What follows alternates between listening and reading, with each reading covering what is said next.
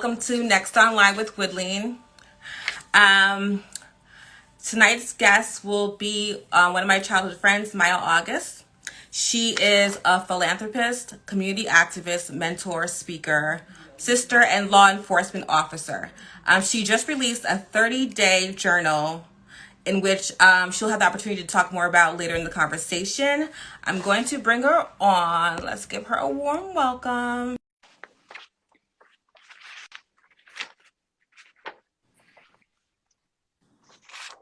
Hi. Hi, how are you? I'm good. How are you? I am doing well. I tried to wear some melanin because that was the dress code requirement for your book signing that I wasn't able to attend. You attended in spirit. Yes, congratulations. Thank you. How was your day? It was good. It was awesome. Busy, but productive. That's good. You are a boss lady. I try. How are you? How's your little man? He's good. He's not feeling too well. He had a headache, so yeah, I had to Oh, play. so stuff. Yes, so I had to be nurse mom for a few minutes before I came on. We wear many hats. Yes. Tell us a little bit about your book, but not too much before we get started. My book. I'm Yes. just gonna put my AirPods on because so Okay. I can hear better. No problem. Thank God. Can you hear me now? Yeah. Okay. Can you say something so I can make sure I hear you? Okay. You're good. So, my book, this is it. I came prepared. It is a 30-day journal. It is called Favor After Failure and Fear. A 30-day journal transforming your ashes to beauty. So it's basically a journal to change your mindset.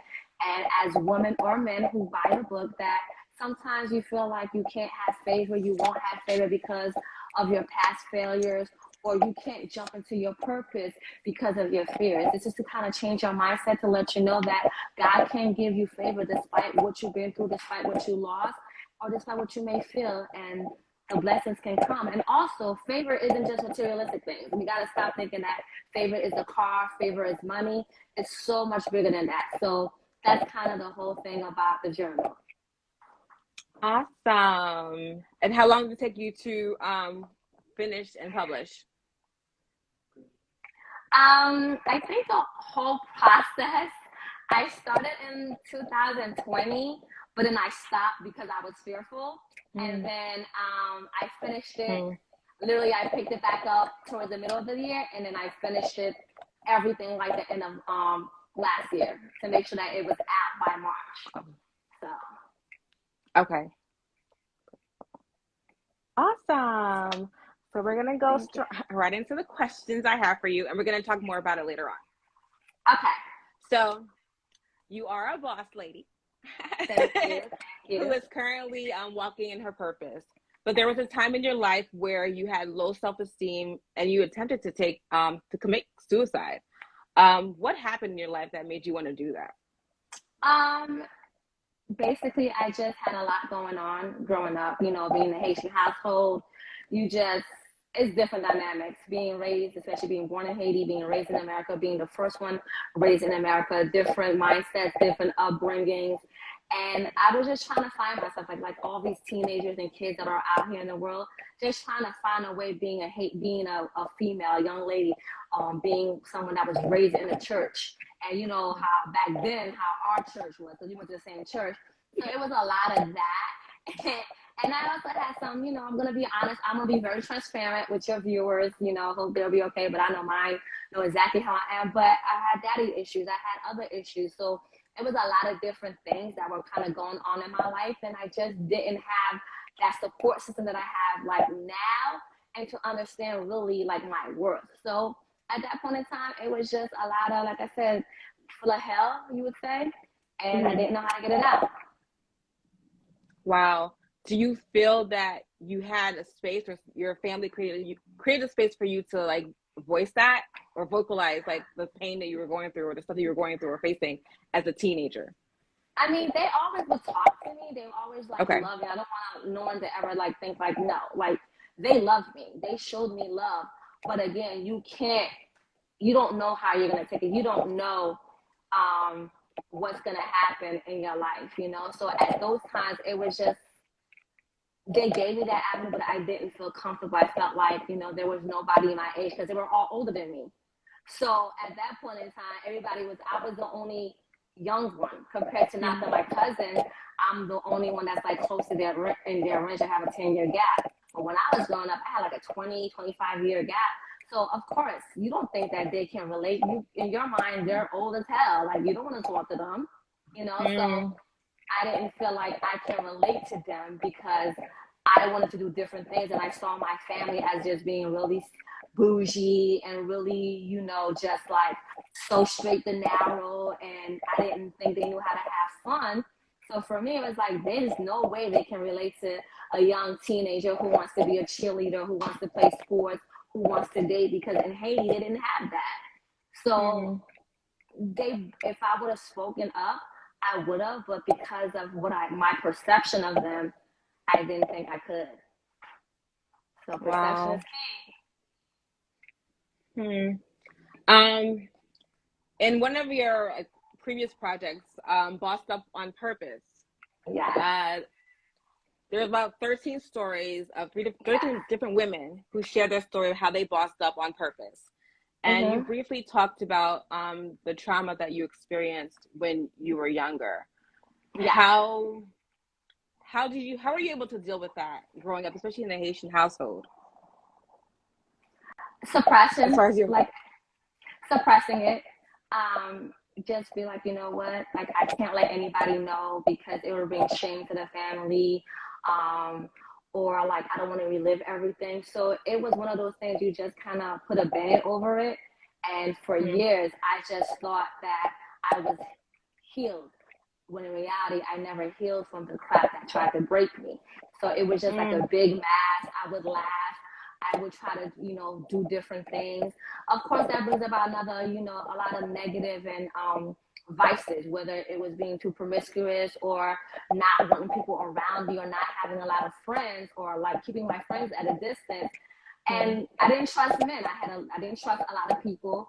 And I didn't see men at that time in a good light because of what happened to me. So it was just like a lot of people suppressing, a lot of people wearing masks because let's be honest, who really wants to deal with, again, quote unquote, the failures? Who really wants to deal with, okay, this happened to me?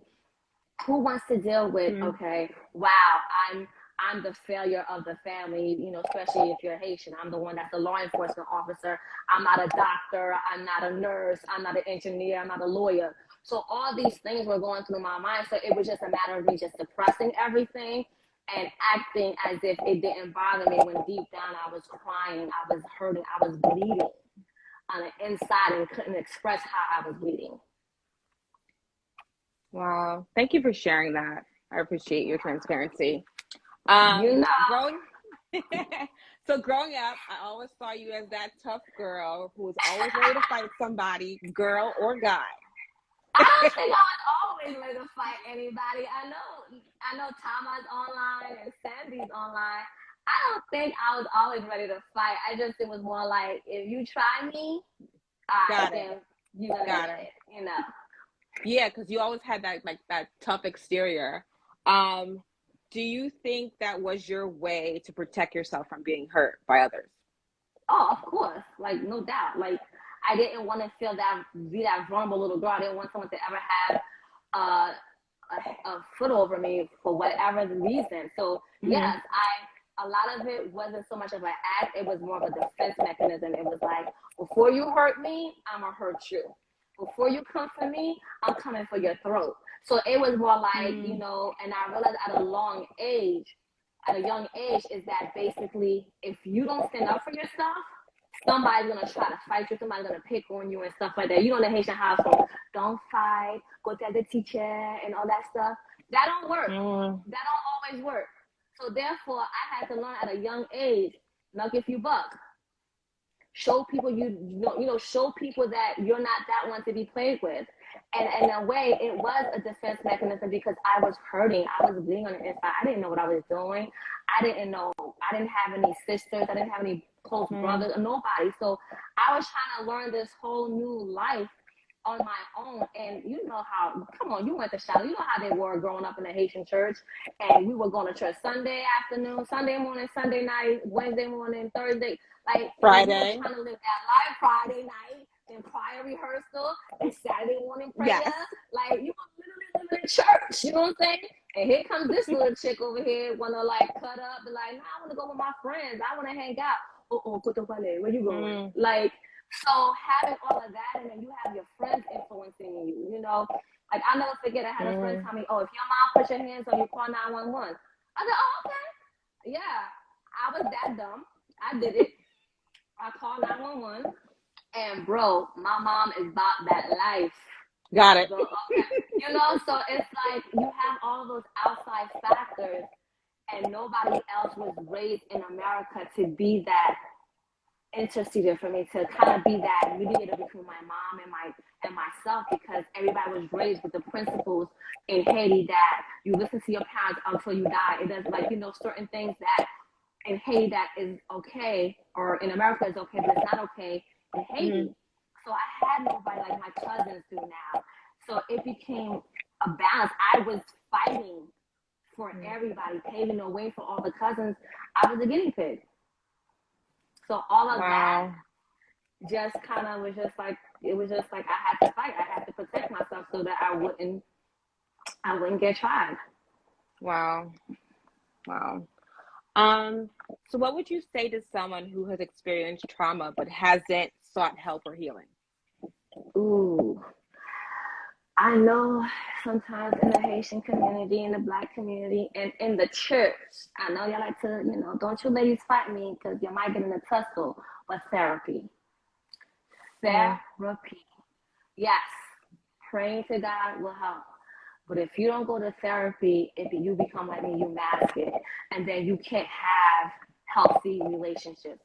Not even, I'm talking about intimate relationships, but healthy friendships, healthy relationship with your family, even a healthy relationship with yourself, because you don't know how to deal. You don't know how to release.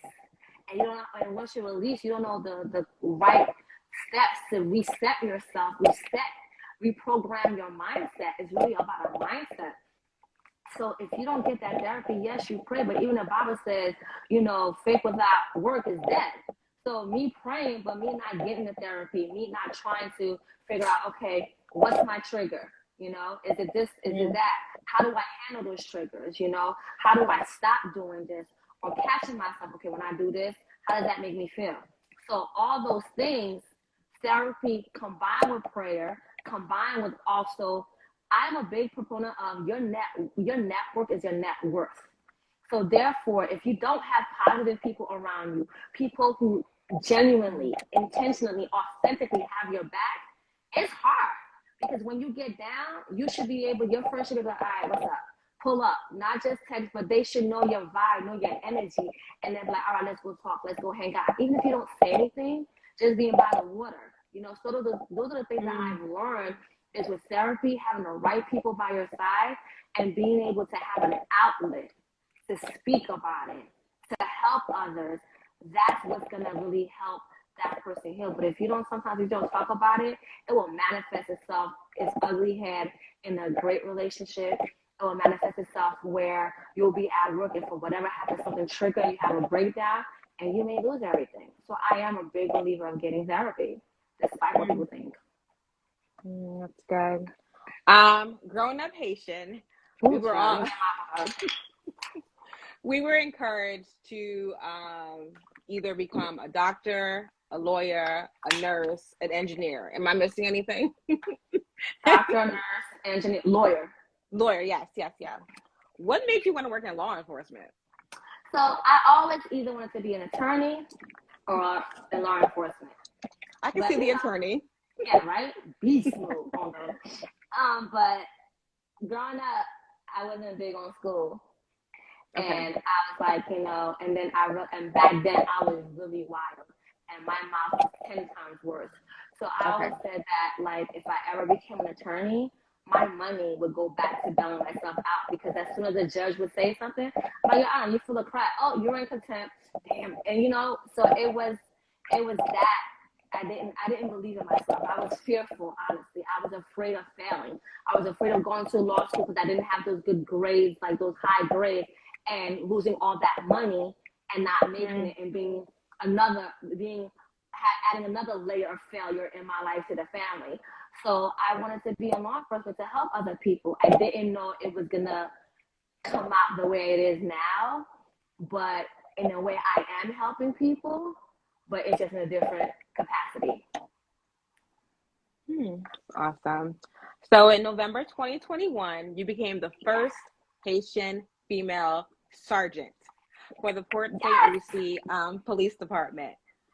I would love for you to briefly share your journey in law enforcement and how your health almost derailed you from being where you are now. Oh, so I joined the police department in 2007. I got laid off in 2010. Nothing that I did. It's just political. I came back. Hey, Miriam. Hey, staff. I came back in 2011. Thank God. Everything was going well. Then 2012, I started having seizures for the first time. That allowed and we were going through a reorganization in my police department. So therefore, that allowed me to be in a position to hire more Black women, Black men, because we didn't have that many. At that time, I was the third Black female for the police department. My department is 40-something years old, per se. So when I came in 2007, me and another girl, we made 3. There were only 3 females up until 2012.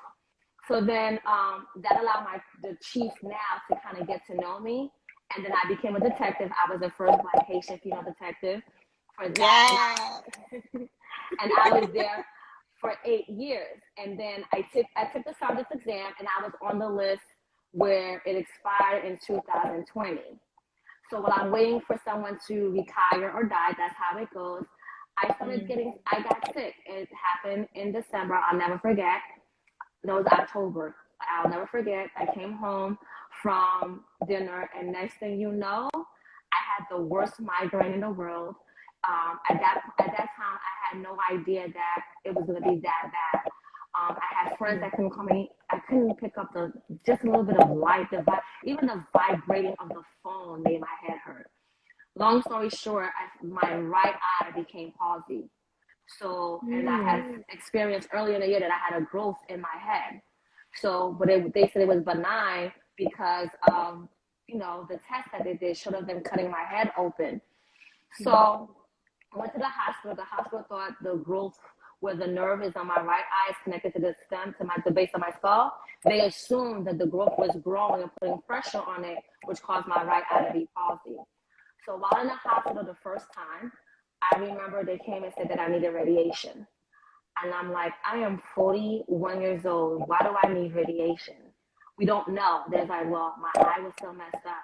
And I remember sitting in the hospital crying and praying, like asking God, like, what's going on? Now, mind you, I was in an acting sergeant position for my job. So I'm like, God, what is going on? Like, why is this happening? So while I'm on the bed, I remember just crying. I probably was having an anxiety attack. Next thing you know, I remember seeing a bright light all around me. And I saw the bright light was actually at the foot of my bed. And then all around me were these half horses, half males, but their back was turned to me. I couldn't see their face. I just know they were strong and back, and I saw the horse's tail. And on the side, I saw them holding fiery golden bow and arrows. And it was there for felt like a half hour to hour. During that time, nobody checked on me. I didn't get a nurse. I didn't get anything. So I talked to she's like a second mother. She said, that was God letting you know you're going to be okay. So then my eye healed. And throughout that week, all I kept hearing was favor, favor, favor, which is why the book is called Favor. I just kept hearing favor. Went to Miami. They said, that's when I found out I had aneurysms, and they said I had like a rare blood disease. So of course I'm like scared. Did all the testing, they came back, your aneurysms are small, you're fine, good, you can go back to work. So I'm going back to work in January, happened again. So they did another angiogram where they coiled my aneurysms, and they're like, we don't know what's going on. It's beyond our knowledge, you're gonna have to go someplace else to get to figure out what's going on. So they refer me to a neurosurgeon up like 2.5 hours away. So Okay. at that time, I'm praying, and it happened again in January. My eyes got palsy again, the bad headache. And each time I'm in the hospital, they're pumping me with 1,000 milligrams of steroids for each day. So Wow. 5 days. So I'm having 5,000 milligrams of steroids in December, 5,000 milligrams in January, and it happened again in February. So each time, and they're like, I went to different hospitals by me. No one can tell me what was happening. And my mom is a nurse, and she's like, we're not going to do radiation because radiation is the last straw. So right before I went to the surgeon's office in March, which is why I released the book in March, because that's where I found my favor. I prayed and I had that peace, that sense of peace, like the peace that surpasses all understanding. And I talked to my girlfriend, Janelle. I was like, and I know everybody, and I only kept very few people knew the intimate details. Like those were the people that can call my mother and find out information if something was so bad. Like I was thinking like that, because I'm like, how am I going to be a cop if my eye keeps getting palsy? How am I going to be a cop if I can't hold my gun? I don't want to put myself or all my friends, all my coworkers in danger. So then I had a conversation with my girlfriend Janelle. I made sure, for anybody who's going through something, make sure when you talk to your friends, they're in that space to receive you, because everybody's battling things that you may not know about. So always ask, hey, can we talk? Are you in a space is deep? And I pulled up on her and I said, listen, I made my will.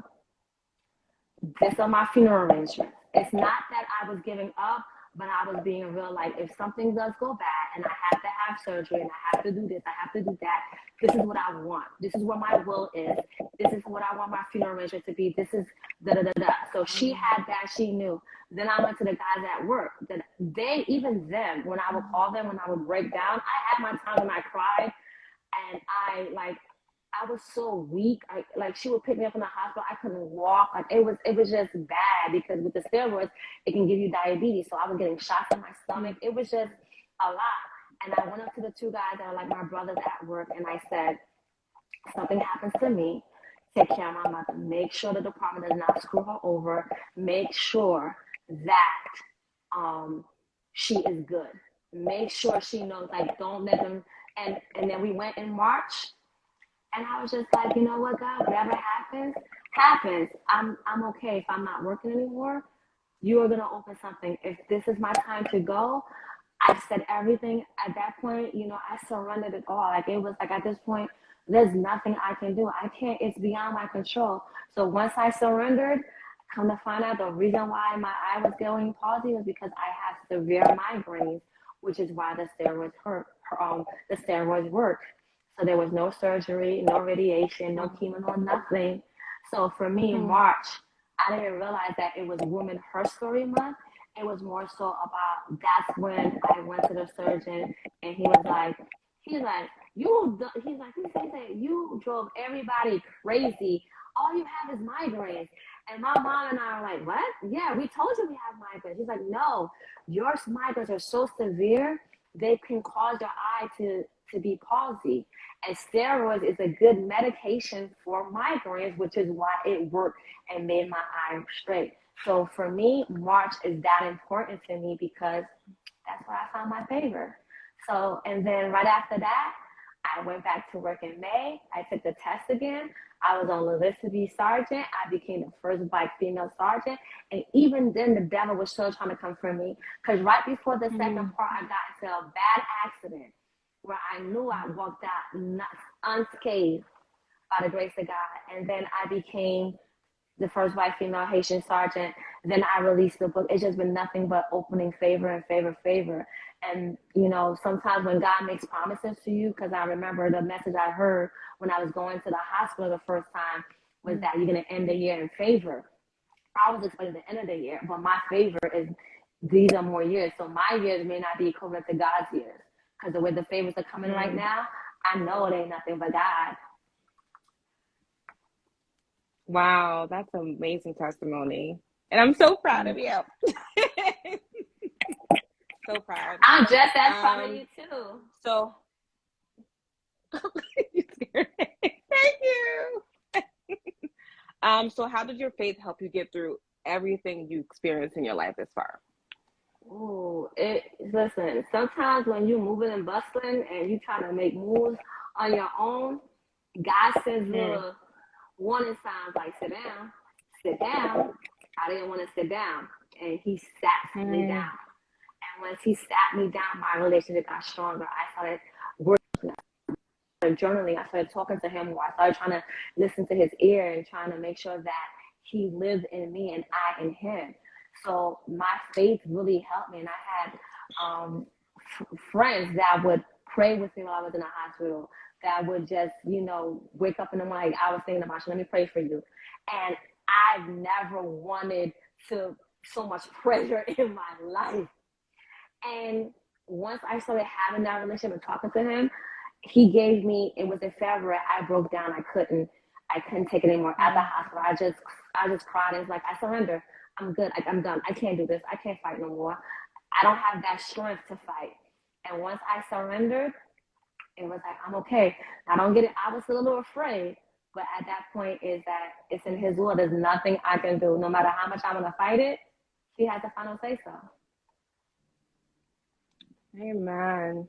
That is so true. During this time where you were in and out of the hospital, did you have people like in your ear trying to discourage you, like to step down from the police force, like the police department? No, they're like, Okay. listen, my crew is a special motley crew. Like, they're a little special, Some of them are here with me. You can't see them, but they are very supportive. Oh, yeah. That's good. So no one there was nobody in my ear telling me that I'm gonna step down, need to step down. I was the one that was asking them, what else can I do? What am I good at? Like, I started like trying to do different things, like different, like, arts and craft. Like, can I make money doing this? Like, can I do this? Can I do that? And they was like, well, you don't know. They were always positive. And that's why I'm saying your network is definitely your network. But it also taught me not everybody that you're fighting for, not every plant that you're watering is the right plant to water. Sometimes we're watering dead plants, which means there are relationships that I was watering, they were dead. Because when I got sick, they weren't the ones that were checking up on me. It was people that didn't even think that was checking up on me. So my crew that I had around me, they were like, nah, you good, you fine. Like, so we were making plans as if I'm gonna be here. They didn't want to hear none of that. They were just like, you're fine, you're gonna be fine, you're gonna be good. Okay, so what you wanna do for your birthday? So you gotta have the right people around you, because that can make or break you. If I had somebody telling me to give up, who said I may give up? So that's important. I'm curious to know, what did your mom say when you decided to write up your will? Like my mom, I haven't had her calling her rules because I like messing with her, but she's not on Instagram, so it's okay. But they'll snitch over here because they got my mom. Yeah, she's like, yeah, I'm a snitch. She's like, I'm gonna hear that. She's like, oh, don't talk to me about that. She said, listen. I already talked to God. He knows I can handle a lot of things. I can't handle you dying. I said, so I can handle you dying? She said, well, that's how it's supposed to be. You're supposed to bury your mother. I can't bury you. So I've already talked to God, and we have a clear understanding. That ain't happening. So take your will and go sit somewhere. And then she closed the door and she went about her business. And I just like, yeah, and people think you're such a sweetheart. But she wasn't. And even her, probably internally it was killing her as a mother. Never once let me see it. She stood 10 toes down with me and was like, no. So she when she heard about the will, she dismissed that whole notion. She's like, yeah, all right, whatever. Anyway, next. Yes, next. I remember her being a woman of prayer, so I'm not surprised. Girl. Your mom and your aunt. The whole family. Yes. The whole family. Yes. Definitely remember that. Oh. Earlier when we first started, you briefly talked about your 30-day journal. Why did you decide to publish it? And what's the title? Favorite after failure and fear, right here. So So when am I gonna get my copy? Sorry. it's coming in the mail. I'm actually going tomorrow to the post office to ship because I'm getting death threats, and I don't take kindly to death threats. So I was like, let me go ahead and drop off these people's books. Oh, so you Before said your mom and your aunt for sure. I miss them both. you can. I sell you both of them for a good price. So just let me know. Cause I can't. But I decided to publish a book because I know if I went through a lot of different failures, and there's a lot of fear also when you're trying to start a business, walk a journey, or going through a health scare. All those things are there. So I decided to just do a 30-day journal because it takes 21 days to change your mindset, to change a habit. So if you add an extra 9 days, a lot of things can change. You can see a lot of different things, change your mindset. So if I know I'm going through some stuff and I feel like I failed and I have fears, why not create something that can help other people? Because my story isn't just for me. Whatever people are going through, whether the good, the bad, or ugly, it's not just for you. It's to help other people. So if you have that platform, use that platform to pour into people, to help people. So that was the reason why I published the book, is to hopefully aspire to inspire people and set them on a great journey. So that was the real reason. Is it only for women, or is it for both men and women? I think it's for both men and women. But I know some dudes, they're too tough to journal. My brother in the back, he bought a book. He'll support me. Like he has no choice. But it's really just if you want to change your mindset, if you want to have a different life, you want to think differently. Sometimes like when people think that, if I were to ask you right now, what does it mean to be rich to you? What would you say? What does it mean to be rich? Yeah. What's your definition of rich? I know it's not always about money. Mm-hmm.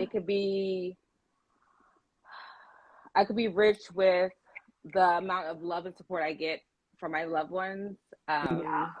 That's one big thing for me, because you can have all the money in the world and be lonely and have no one. Fact. So that's one of the things in there is like, what's your definition?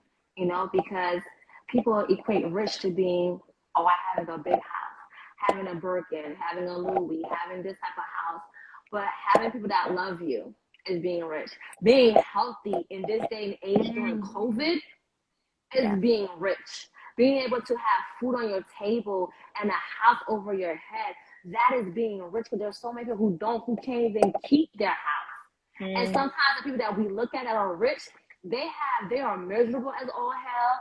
They don't have nobody that loves them. It's a front. They robbing Peter to pay Paul.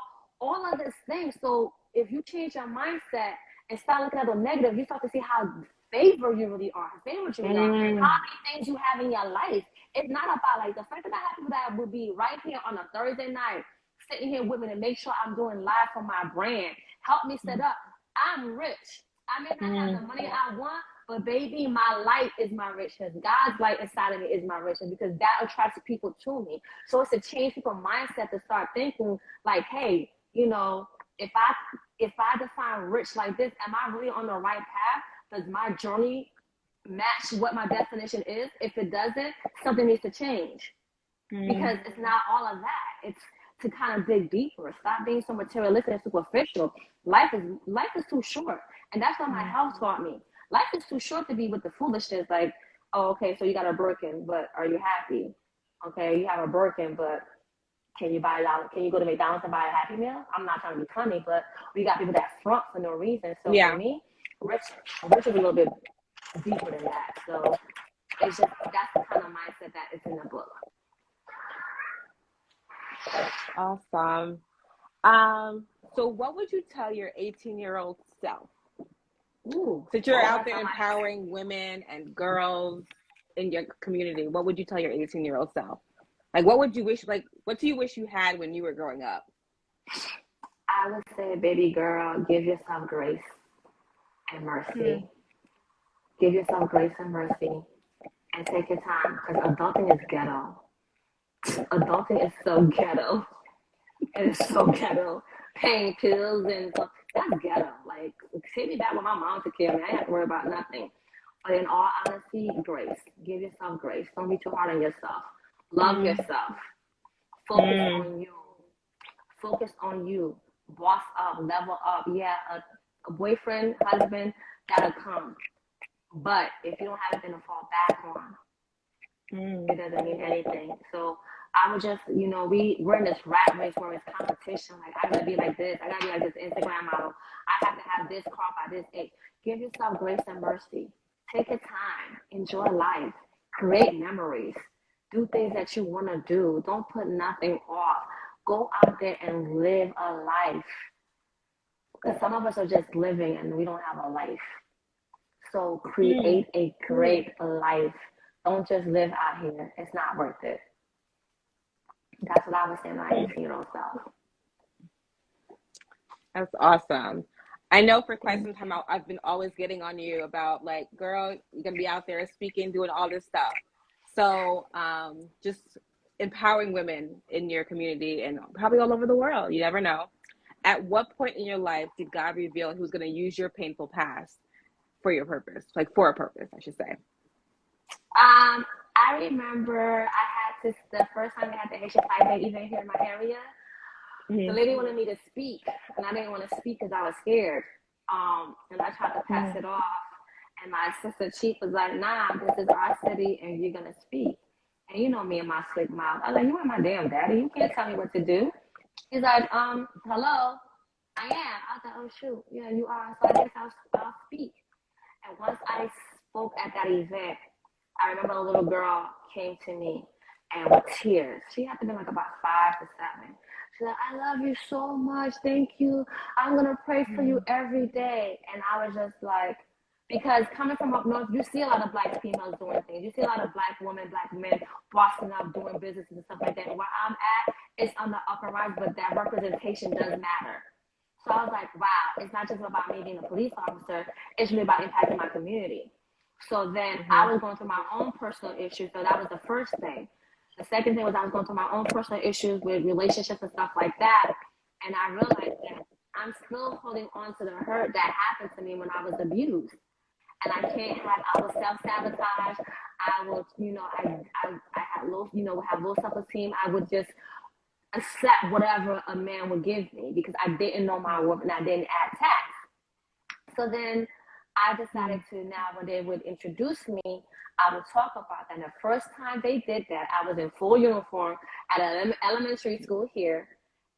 And I still sometimes have that little girl inside of me that's like, I can't believe I'm sitting here talking, I'm letting them introduce me.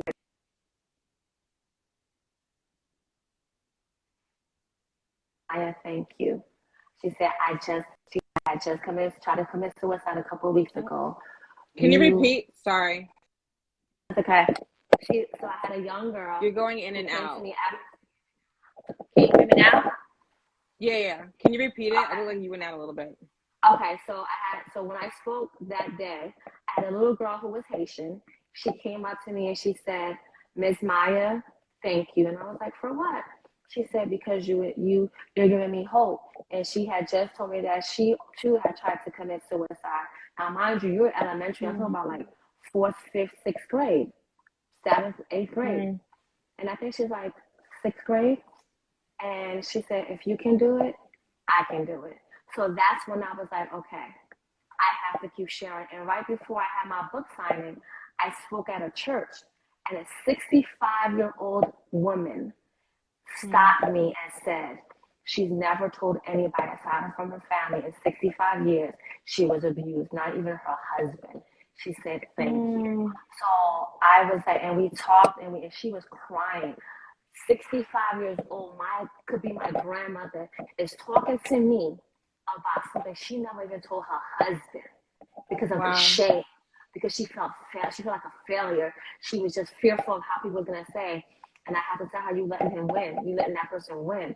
So sometimes you just don't know who you're going to impact. Even if it's one person, that one person is going to impact another person, it's going to impact another person because of domino effect. It's not about the quantity, it's about the quality of people that you're able to employ your story on and really, really help if that's what it is. So once I started to see that, I just owned it. Like, it's in my book. My chief have read the book. So there's nothing that anybody can say to me or throw in my face that's not, I'm there. It's out in the world. So those are the things that started making me share my story, because a lot of people, believe it or not, a lot of women have been abused in some shape or form, and men, whether it's physical, damn sure it's a lot of sexual.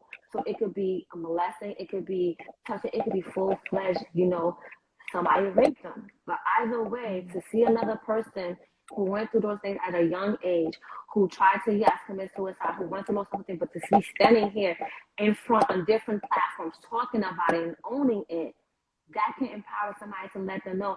Somebody right now could be going through and wanting to commit suicide right now. It could be hearing our story and talking to us, and I might help them. And there are some people that I may not help. But if I touch one heart, I touch one soul, I'm doing a good job. Wow. Wow. If you don't mind, would you be open to sharing a little bit of your journal? Just read a little excerpt from the book. I read a little extra from my book. Yes. What would you like me to read? Like the beginning or one of the quotes? I guess whatever you want. Okay.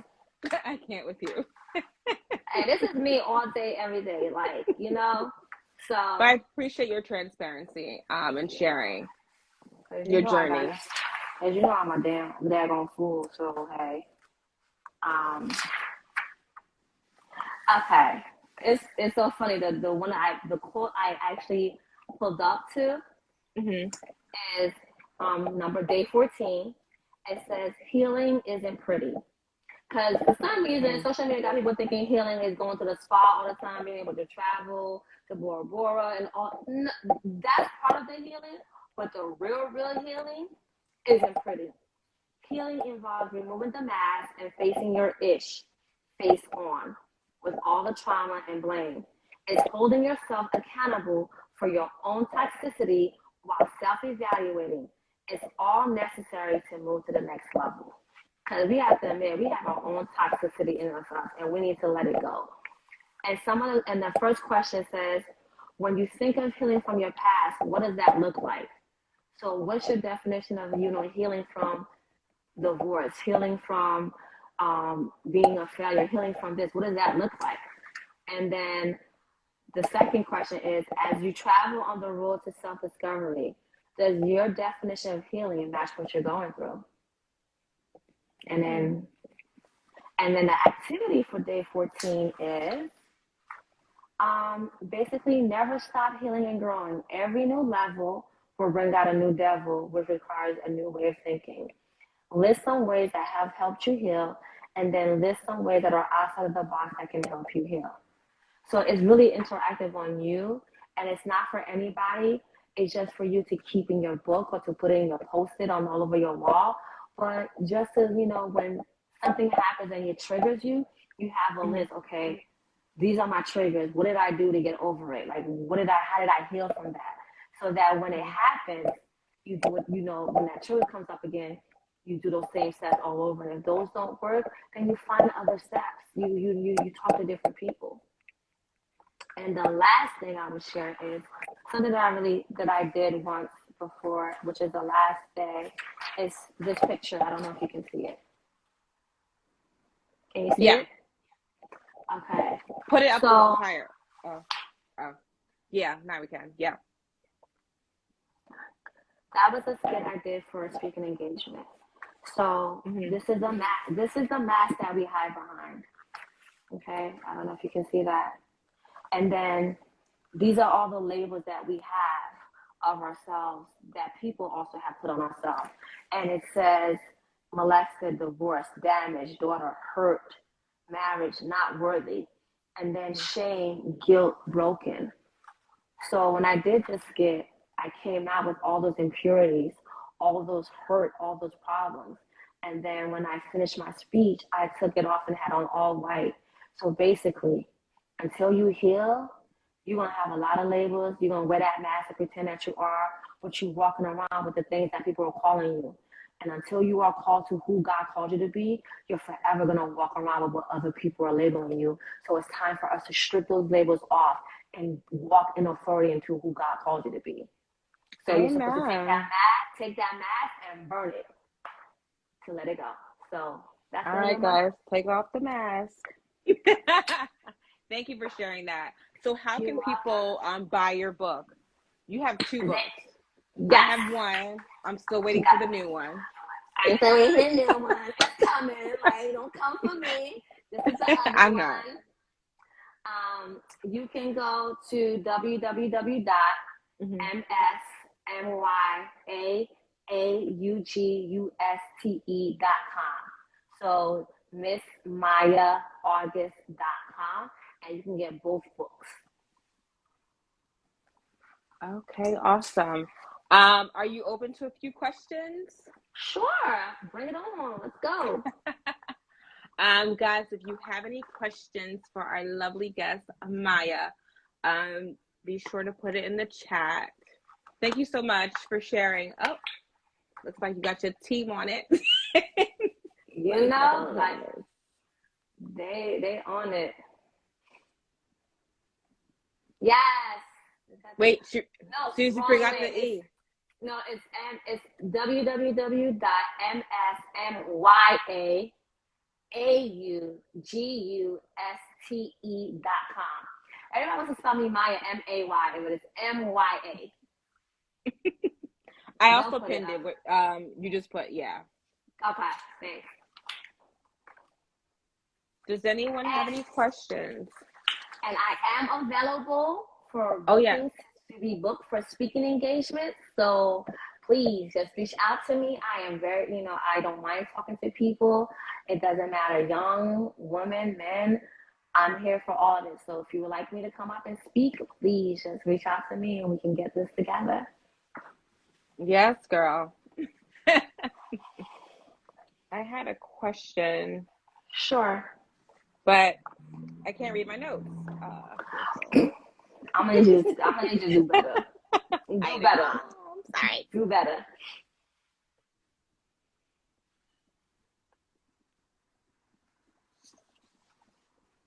Anyone have any questions? Shana said she's gonna start her journal tomorrow. Yes.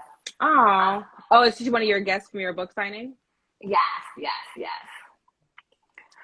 So, and then you can ask me whatever you want. I'll be very open and transparent. So I'm not one to hide or lie. So any questions, be open. I don't have a problem answering it. What would you tell someone who is afraid to walk in their purpose because they feel that shame of shame from their past? Like they made a lot of mistakes in their past, but they're ashamed to walk in the purpose that God had planned for them. Get close to God. Talk to God. Let God lead you. It doesn't matter what other people think about you. Everybody has opinions. Opinions like buttholes. Everybody got one. And half of the time they all stink. So either you walk with God or you walk with man. I mean, let's be for real. Like, who made you? So yes, it's fearful, but if you truly believe that God called you to do this, He already has everything set up. He already has everything set up for you. Everything's gonna be the people that's gonna help you, the door that's gonna open. But if you want the doors to open, you can't let fear stop you from walking through those doors. And sometimes you have to create your own door. It's scary, but it's all worth it. That's true. That's so true. I'm growing up Haitian. A lot of people tend to bring up people's past whenever they're doing something good. So it's hard. It can be discouraging, especially when it's like your people or your family or loved ones or people that you trusted and shared like vulnerable things with them, and they put it in your face instead of like uplifting you and just reminding you that God can use you. God used so many people in the Bible. And you throw it back. That's what you throw it back. You throw it back at them. They like to use the Bible to throw it back at them. And I wish our people would stop doing that, especially in the church. Just because somebody had an issue doesn't mean that God can use them. Like we had liars that God used. We had thoughts that God used. I mean, the prostitute, thoughts, whatever you want to call her. Like we had so many different, a killer. Like, come on. womanizer was a king. Like, God can use anybody. And that's why I say your network is important, because your network got to believe in you as well. And if you always count on your family, your friends to always support you, that's not always true. It's not always true. Not everybody has a good amount of friends that's going to support. And then some people support you because of the light that you have in you, so that it could benefit them, not because of what they believe in you. So your network is important. So if you have the right people in place, that it could be just 2 people, then you rock with those 2 people and you walk and you let God lead you. And if you do it that way, everything's going to open up and you'll be fine. Thank you, Sue. Yeah, I don't have. Go ahead. You can read it. Girl, you can read it. It's for you. I don't have any questions, but so very proud of you on what you have accomplished and for not being ashamed of your past and put it in the open. Thank you for sharing. You're welcome. It took a while. It took a lot of steps, a lot of failures, a lot of doors being closed, and a lot of work on myself and healing. But I appreciate you. I hope I inspire somebody else. You want to read her next comment? I think as a culture, we have a long way to go and a lot to learn. I think we as a younger generation can teach and show them the difference by how we're dealing with each other and how we handle certain things. That's true. And and it comes back from the culture of being in Haiti, and even in sometimes some of the old Black community. Whatever happens in the house is within the house, and don't come out the house. I'm not saying tell your business to everybody, but that also makes you feel like, wow, let me just not say that. You learn to just hide everything, and at one point you're gonna explode. So if someone wants to walk into their purpose, if they keep holding on to it, there's gonna be a point in time where they're gonna explode, and that's when they might lose everything, and it's not worth it. It's really not.